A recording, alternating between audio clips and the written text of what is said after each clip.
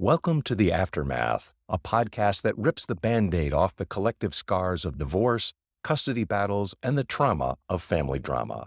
Kindra Reiber and Mick Smith pull back the curtain and explore stories that put the heart-wrenching puzzle pieces together with inspiring stories, notable experts, and actionable tips. Let the healing begin. Amy, can you tell us what the biggest success is you've seen with parents in getting through an alienation case? That's a good question. I'm not sure I can think of one particular element. I think because you need a really good attorney. I talk to a lot of people who I don't think have the right attorney. So I spend some time with my clients saying, here's some questions to ask your attorney. And if this is their answer, they're probably not the right attorney for you. I had a case where the woman, she said, her ex had filed against her. I said, well, did you do your response? You only have 2 weeks to do your responding motion. And she's like, yeah, I think my attorney sent it. I said, have you seen it? Do you have the draft? Would you want to look at it? She goes, no, I never saw it. I'm like, get a new attorney. With that, AmyJLBaker is a nationally recognized expert in parental alienation and especially children of divorce and also the emotional abuse of children. Amy has a Ph.D. in developmental psychology from Teachers College of Columbia. She is the author or co-author of 10 books and over 120 academic articles on topics related to children's well-being. Amy, can you tell us what the biggest success is you've seen with parents in getting through an alienation case? That's a good question. I talk to a lot of people who I don't think have the right attorney. So I spend some time with my clients saying, here's some questions to ask your attorney. And if this is their answer, they're probably not the right attorney for you. I had a case where the woman, she said, her ex had filed against her. I said, well, did you do your response? You only have 2 weeks to do your responding motion. And she's like, yeah, I think my attorney sent it. I said, have you seen it? Do you have the draft? Would you want to look at it? She goes, no, I never saw it. I'm like, get a new attorney. No attorney should ever be filing a motion on your behalf without you seeing it. Yeah. So that just seemed like appalling to me, just as an example. So having an attorney who, is going to advocate for you, they're not going to pressure you to give in too quickly. I have seen that. I had a client who had the worst possible. He gave up everything in mediation. I'm like, why? If you go to court, you're going to get something. You can't be worse off than now. No decision making. All parenting time was discretionary, left to the kids. You have nothing here. Why would you sign for this? Well, my attorney told me it was the best I could get. That can't be. I mean, they're not going to throw you in jail or take your money away from you. There's nothing left to lose. So I think just as starting off, you need to have a good attorney. You need some training and support to talk to these outward facing legal and mental health professionals. I have a training that I do for people. There's 14 points. Each one is like a place where somebody could really get derailed and make a bad impression or not be likable or lose their credibility. And then they're not going to have a good time navigating the system. But the main asset that I think that parents need to bring to their parental alienation journey, well, maybe there's a couple. Thick skin, not falling apart when your kids tell you, drop dead, go away, I hate you, I never felt close to you. You can feel wounded, but it can't kill you. There are people who literally just don't have the mental or emotional fortitude to manage. Those are the parents who are going to get triggered easily and do something they regret, or they're going to give up. So having a thick skin, understanding your kid's been turned against you, you can't hold it against them. So holding in your heart your love for your child, even while they're rejecting you, is essential. I ask all my clients to read, this might sound crazy because it's a baby book called The Runaway Bunny. It's for 2-year-olds. Not that I think my clients are 2-year-old. I explain this isn't to insult them, but the mother bunny in that book manifests the most beautiful ability to stay connected while her child is rejecting her. And she never gets her feelings hurt. She never gets insulted. And that's what allows her to respond in a loving way, which allows her son, the baby bunny, to come back to her.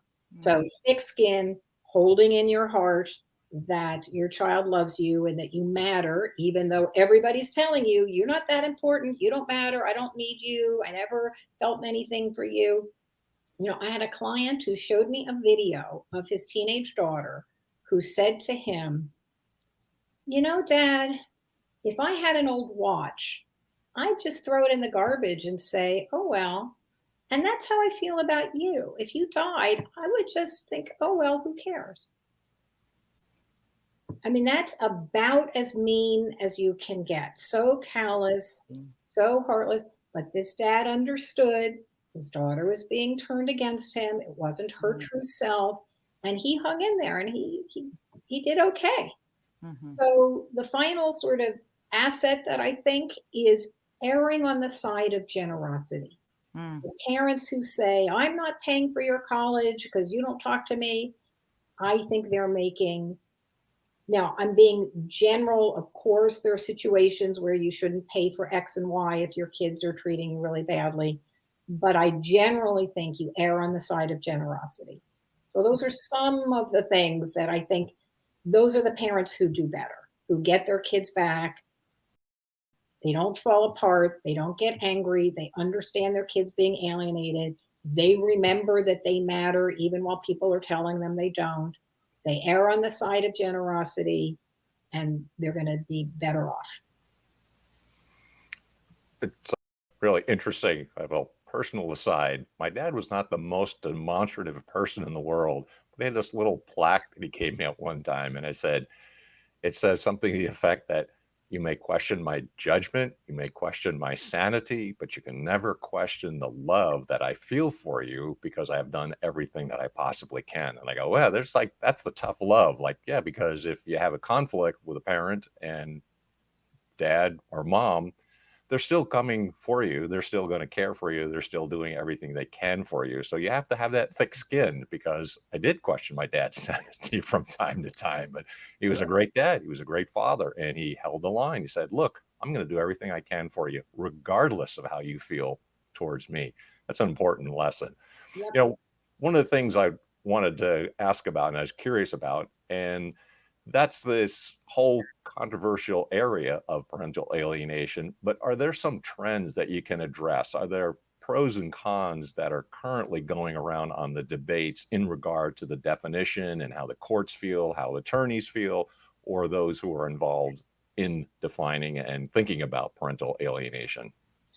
I'm going to answer that, but I just want to pick up on something you said a moment ago, which is, if your dad were a client of mine, I would have encouraged him not to say, I've done everything for you, because no parent does everything they can for their child. All parents, because they're human beings, hurt, frustrate, and disappoint their children.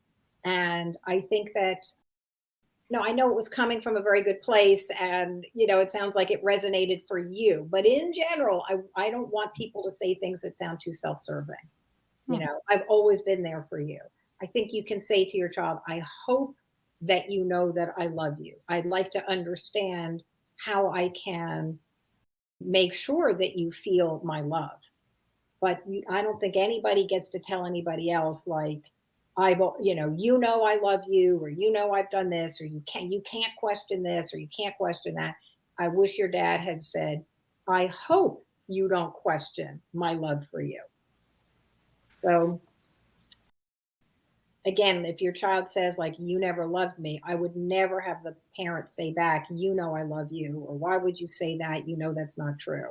So the parent can say, I know in my heart that I love you, but I hear that you don't feel that way right now, and I'd like to understand that. So there's a lot of sort of navigating the child's accusations, allegations, et cetera, that's really a big piece of the coaching that I do, is helping the parents avoid, I guess, for lack of a better way of saying it, avoid inadvertently reinforcing the lie, right? The lie is that you're unsafe, unloving, and unavailable. And so if your child accuses you of something, you stole my college money, you never loved me, you beat up mom, whatever, and the parent responds with anger or frustration, like, who told you that? Or why would you say that? You know that's not true. The kid thinks, yeah, they really suck. Like, all we do is fight. So that's the trap that the favored parent sets up the other parent for. They wind the kid up to be hurt and angry with you. The kid shows up hurt and angry. And if you respond in a normal human way, which is to be defensive, you're actually reinforcing the lie. You're making the lie true. So, anyway, I didn't mean to take us down that road. You were asking about trends. It's an interesting question. I don't know if I'm the right person to answer because I'm not doing expert witness work anymore. So I can't speak to how I think the courts are reacting. But I also can tell you when I was an expert witness, there was no trend that I saw. I had the experience of testifying in multiple states around the country and even in Canada. And it really came down to the judge. I even had the experience of testifying in Westchester, New York, 1 year. I don't remember if it was the same year, both cases, but I had 2 cases that both were in the same courthouse, but different judges. And one judge was like lapping up everything I said and really came down on the alienator and gave the targeted parent their kid back with treatment, etc. And the other one was like, oh, I'd like a break from my kids. That's what he said. So callous, in my opinion. And was not at all interested in anything I had to say as an expert. And interestingly, his wife at one point was the chief administrative judge for all of New York City, and she hired me to train all the New York City judges on parental alienation. But for whatever reason, that woman's husband, who was also a judge, had no use for me. Same year, same court building, different judges. So, I've been hired by states to come in and train all their judges. I think that was like true for Nebraska. All the family court judges were in the same room at the same time. And I did a day-long workshop, and that's happened in other states as well. And then I've had judges play solitaire while I'm testifying. I don't know if you're familiar with like the court setup, but like for the expert witness, you can sort of see what the judge is doing. And often I would turn and like relate to the judge.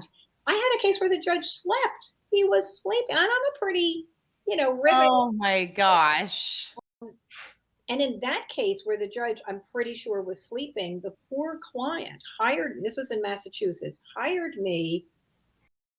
I charged him like 10 hours of my time to fly up and be there. Mm-hmm. And the judge only let me testify for 45 minutes. And I do think he was sleeping through it.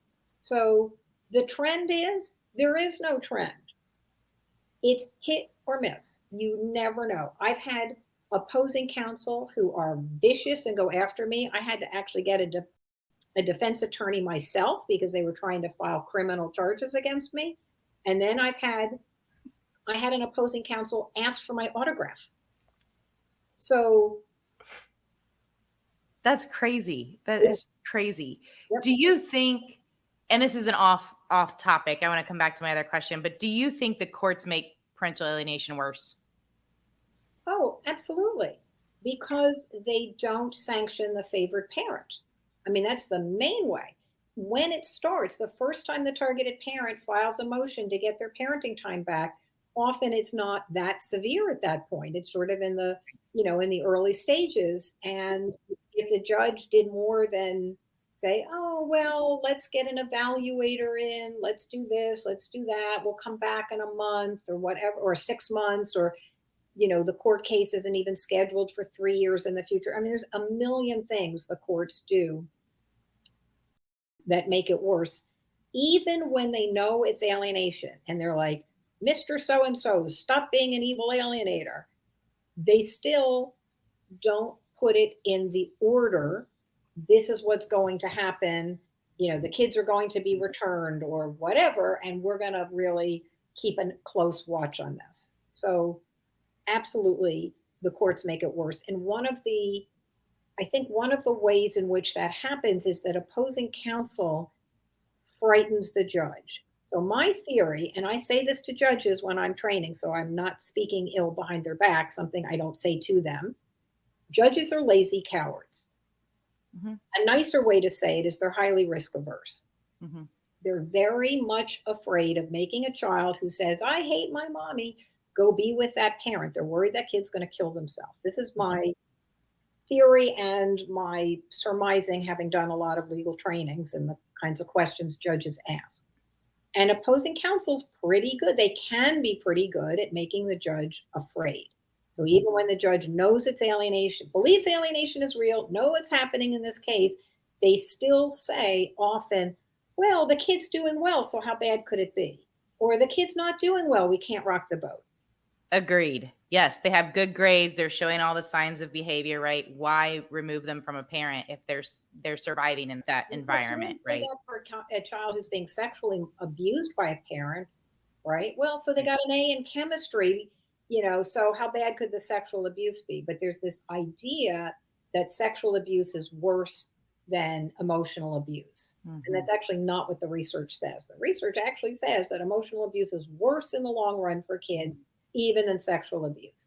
Not that you should be competing, one abuse is worse than the other, but the point is, no judge would allow a kid to stay in the home with a sexual abuser, but they don't have a problem leaving them in the home with the emotional abuser. Well, to that point, it's hard to prove, right? Physical abuse, sexual abuse, right? You can go have tests done, you can have pictures, you can see physical damage versus emotional abuse is harder to see. Yeah, although in most cases of sexual abuse, there isn't tissue damage to prove that it happened. It's just the child says it, and if they say it in a believable way, often that becomes indicated. Because there's this belief that children don't lie about it, which most don't, but some do. Right. And again, the courts are risk averse. Well, if the child said, I had a case where there was a full child abuse investigation, and it was determined that the abuse did not happen. And the opposing counsel, the counsel for the favored parent stood up and said, but it still could have happened. And the judge was like, ooh, it still could have happened. Okay, this dad's never going to see his daughter again.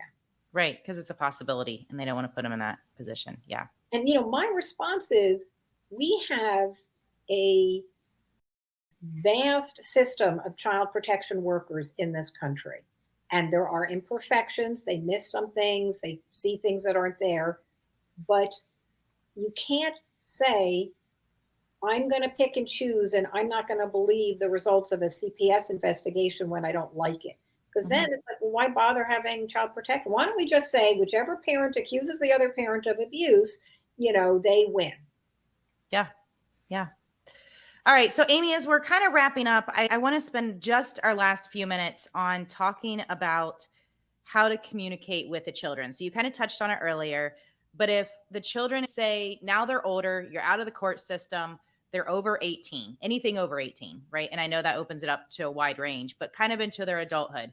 What are some suggestions do you have for parents to reunite with their children? What is the best ways to communicate? What is the best ways to first reach out, and what not to do maybe?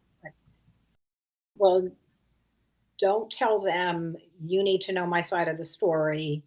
There's two sides to every story, and your mother's side, and now you need to know my side. That basically never works. Don't send them my book. A lot of people want to do that. I actually have a blog about that. Don't send my book to your child. I get a nickel in royalty, so I'm giving up lots of royalty money there. So actually, this is something I've thought about so much that my latest book, which literally came out last week, is called Parenting Under Fire: How to Communicate with a Hurt, Angry, Rejecting, Distant Child. And just to make it obvious, hurt starts with H, angry A, rejecting R, distant D, because these kids are hard. They're hard to deal with. They're hard to break through to. Their hearts are hardened to you, and they're going to have a hard life if we don't help them get past this. So the first third of the book is how to communicate in person with a hurt, angry, rejecting, distant child. So that would be for the mild and moderately alienated kids. The middle part of the book is how to text, why to text, how to text, what to do, what not to do. And then the final third of the book is how to write a letter to your adult alienated child. I have to say, I do think people should work with a professional, doesn't have to be me, if they're going to follow the guidelines in the book to write a letter, because you really only get one crack at writing like that first letter. Like, now that you're off to college, I've decided to try to reach out in a new and different way. I think that it's very hard to do what I believe needs to be done, which is, briefly, if you imagine that you're standing on the side of a river and you're the targeted parent, and there's this angry, churning water, body of water between you and your kid that represents all the hurt and anger, and your child's on the other side of the river, you're basically looking out from your perspective and they're looking out from theirs. And what I try to do and explain in the letter is, you need to build a bridge, walk over it, stand shoulder to shoulder with your adult child, look at the relationship from their point of view, and try to address their grievances. But as I say that, I do explain in the book, but I also just feel always compelled to say it. It doesn't mean you have to agree with everything they believe about you. Many parents feel that they only have two ways to communicate with their child. I'm going to prove to you that I'm innocent, or I'm going to admit I'm guilty. And there's actually something else. And that's what's explained in that book. So I've given a lot of thought to it. I've had a lot of success. I don't have a number to rattle off. Shockingly, people have good outcomes and they don't tell me until later. Like, remember you helped me write that letter? Well, now I have an issue because I've been seeing I'm like, what? Why didn't you tell me? I worked so hard on these letters for people. I'm so invested in it. So I don't know how successful. Yeah. It's never made it worse. Nobody has ever said to me, well, now my kid, wrote me a letter and said, your letter was so bad, I'm cutting you off forever. So I feel fairly confident that it's either neutral or positive. And I couldn't really boil down. There's like a whole philosophy you have to understand. There's homework you have to do, and then you build the letter. So that is something that's in that book and something I do also in my coaching. I'm so glad you brought it up because I saw that just came out. So that's my next download. Just a quick question, as you're talking about the kids and reconnecting when they're older. Do you recommend parents try to go to those milestones even if they don't have a connection with their child, or it's not strong, or it's in that moderate? Do they still go to graduations? If they can tolerate the rejection, right? Like, you might try to go up to your child and they might rebuff you. If you can tolerate that without getting emotionally triggered so that you're like hostile or you fall apart emotionally in front of your kid, that reinforces the idea that you're the problem. If you can tolerate that, then I think it's important to go to have that shared memory, even to reminisce later when you hopefully you reconnect and it's like, oh my God, remember that, valedictorian speech, just to not have that hole in the relationship. But if you can't tolerate it, it's so humiliating for you, or so painful for you, or you're so easily triggered that you are going to make a mistake, then it's better not to go. Good advice. We're talking about the trends, and if not the trends itself about parental alienation, what's happening in the courts, a question that comes up, are there differences between the states? Because Kindra and I are also watched legislatively across 50 states. Are there differences between the states, and also in terms of geography? Are rural areas better than urban areas? Or are there some differences that you found in the courts nationwide or because of the setting? It's just judge by judge. I've had great outcomes everywhere. I've had not great outcomes. And of course, when I'm hired, I don't really have control over the facts of the case. And some cases are stronger. Sometimes I was hired as a generic witness, meaning I didn't even know the facts of the case. I was just there to talk about the science and say, if it were alienation, here are the 5-factor, here's the model, here's the things that need to be present. And that client may or may not lose in court, but it might have nothing to do with me or the judge's receptivity to alienation. The judge might say, yeah, I totally get alienation theory. I believe in the 5-factor Baker model. However, the facts in this case don't support that model. The model's not supporting the facts in the case. So I can only speak to how varied the judges are in their receptivity to the concept of parental alienation. Thank you very much, Amy. It's just been a pleasure talking with you. If you mentioned a couple times you coach clients, so and you have books, I'm sure anybody can get them on Amazon or Google. I have a couple that are my favorites. Co-parenting with a toxic ex, I think is the first one. How they get a hold of you? Well, I have a website, which is my name, AmyJLBaker.com. And I have a coaching page on my website. I have a blog. I have a description of all of the books and how to, I mean, all the books are just published by regular book publishers and available on Amazon. But if people are interested in coaching, sessions are on the phone. There's 60 minutes. I give people a full hour. I charge $240 per session. It's not covered by insurance because coaching isn't covered by insurance. And it's not therapy. There's no expectation that it's weekly. It's, as needed, a la carte. And I have some like long-term clients who pop up every now and again because something new is going on. I have some clients, it's just something intensive right in that moment. So I can usually fit people in within a week or so. Well, thank you very much for entertaining Mick and I for a while. Thank you for speaking your expertise to our listeners because I know it's invaluable. It's my pleasure. Thank you Thanks a so lot. much. Thank you. We appreciate it. We learned a heck of a lot. Thank you very much, Dr. Baker. All right. Take care. You too. There. Well, that was definitely a phenomenal session. It was better than we could ever hope for. What do you think, Kindra? Oh, amazing. Absolutely amazing. Invaluable. Absolutely. So, if you want to have this positive impact on individuals and know that you are not isolated, please keep us in mind. Kindly support the podcast by liking positively on Apple Podcasts, review it, share the episodes that you find value in. If you have enjoyed this episode, we've got more coming, more exciting things coming down the road. Thanks for being with us for this particular episode of The Aftermath. Until next time, Deus Volt.